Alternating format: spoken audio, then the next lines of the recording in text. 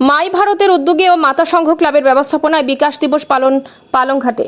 মেরা যুবক ভারত অর্থাৎ মাই ভারতের উদ্যোগে পালংঘাট মাতা সংঘ ক্লাবের ব্যবস্থাপনায় প্রধানমন্ত্রী নরেন্দ্র মোদীর জন্মদিন 17 সেপ্টেম্বর বিকাশ দিবস বিভিন্ন কর্মসূচির মধ্য দিয়ে পালন করা হয়েছে বুধবার। এদিন সকালে প্রথমে পালংঘাট এলাকার বিভিন্ন মন্দিরে স্বচ্ছ ভারত অভিযানের অধীনে সাফাই অভিযান চালানো হয়। পরে প্রধানমন্ত্রী নরেন্দ্র মোদীর বাল্যকাল থেকে বর্তমান দেশের প্রধানমন্ত্রী হিসেবে অধিষ্ঠিত হওয়ায় বিষয়ে এক আলোচনা সভা অনুষ্ঠিত হয়। বিস্তারিত দেখুন শিলচর সংবাদের পর্দায়।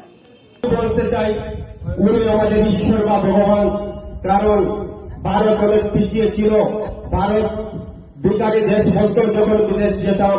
2014 পর যখন নরেন্দ্র মোদী আমাদের দেশে আসলেন, আমাদের দেশ বিকশিত দেশ হয়ে উঠল। তাছাড়া আমাদের দেশের প্রধানমন্ত্রী বিদেশে গেলে সভাপতির আসনে সব সময় বসেন, কিন্তু আগে আমাদের দেশের প্রধানমন্ত্রীরা যখন বিদেশে যেতেন পিছর বেঞ্চে পিছর চেয়ারে থাকতেন। এই দিক দিয়ে যদি দেখি, আমাদের প্রধানমন্ত্রী সত্যি একজন যোগ্য এবং দক্ষ ব্যক্তি। তাছাড়া আরেকটি আমাদের কাছে খুব ভালো প্রমাণ আছে। আমরা জানি আমাদের যে সময় ব্যক্তিগত কোনো কারণ থাকে, আজকে বলছি আমি, ব্যক্তিগত কিছু কারণে আমাদের কিছু লোক আমাদের সভাতে আসেনি, কিন্তু নরেন্দ্র মোদী ব্যক্তিগত কাজ বলতে কিছু নেই।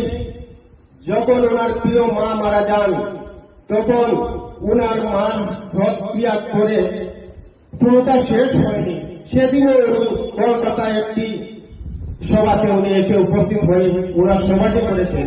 উনি দেশের প্রধানমন্ত্রী, ইচ্ছা করলে এই সভাটি না করে ক্যান্সেল করতে পারতেন, কিন্তু না, ওনার মার সৎক্রিয়া করে উনি ঘরে 1 মিনিট না বসে সুজা চলে এসেছেন কলিকাতাতে এই সভাটি করার জন্য।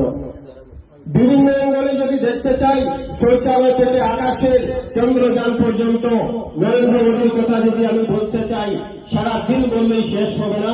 তাহলে এখানে যারা বসে আছেন সবাইকে আমি বলছি এই কথা।